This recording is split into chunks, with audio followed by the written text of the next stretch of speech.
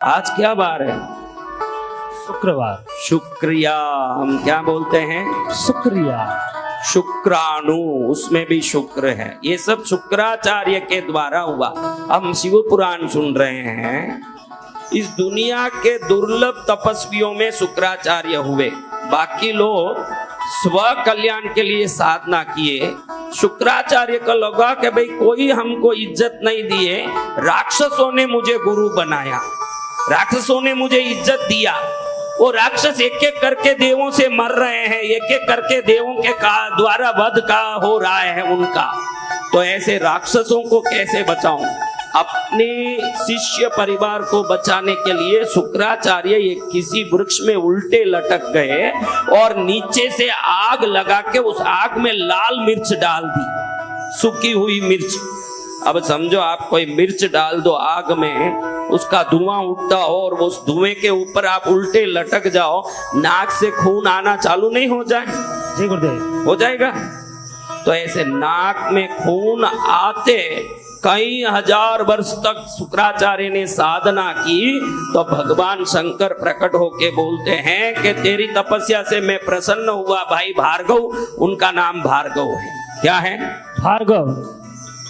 तेरे तपस्या से मैं प्रसन्न हुआ, क्या मांगना है?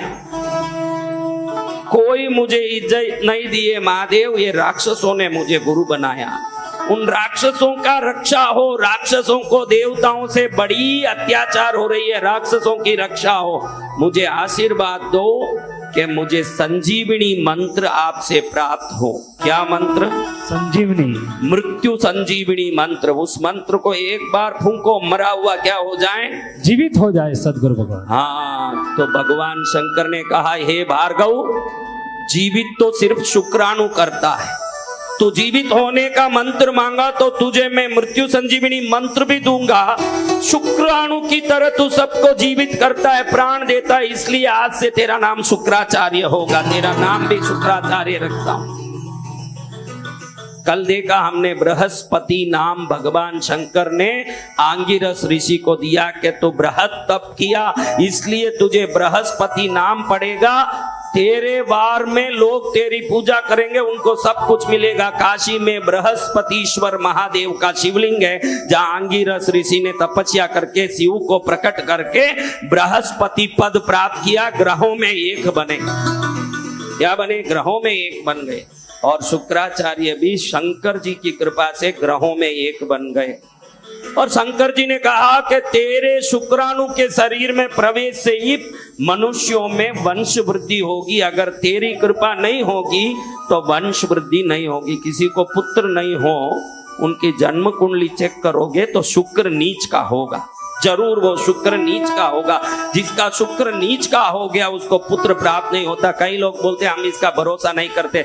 जाके ज्योतिषों को अपनी कुंडली दिखा के देख, जब वो कहेगा कि तेरा शुक्र नीच का इसलिए पुत्र नहीं हुआ, तब तुझे मानना पड़ेगा कि हमारा भारतीय ज्योतिष तंत्र कितना तगड़ा है। हर चीज बता सकता है, हर चीज बता सकता है भारतीय ज्योतिष तंत्र। लेकिन ठग ज्योतिष आके आपको ठगे वो अलग बात। जो ज्योतिषी नहीं हो वो ठगेगा ही। मैं तो रोज कहता हूँ, पैसा लेके कुछ भी इलाज करता हो। कल एक बहन बोल रही है, इसी मंदिर के पीछे रहती हूँ, मेरे शरीर में कुछ सवारी आती है, मैं परेशान हो रही हूँ। तो किसी संत ने 25,000 मांगा, मैं 10,000 दे दी और 15,000 देना बाकी है। मैं रोज कहता हूँ कि कोई संत पैसा मांगता है किसी भी प्रयोजन से, वो कोई भी प्रयोजन से हो, कोई भी काम से हो, संत पैसा मांगता है तो वो संत ही नहीं है। पहले ये ध्यान में रखो।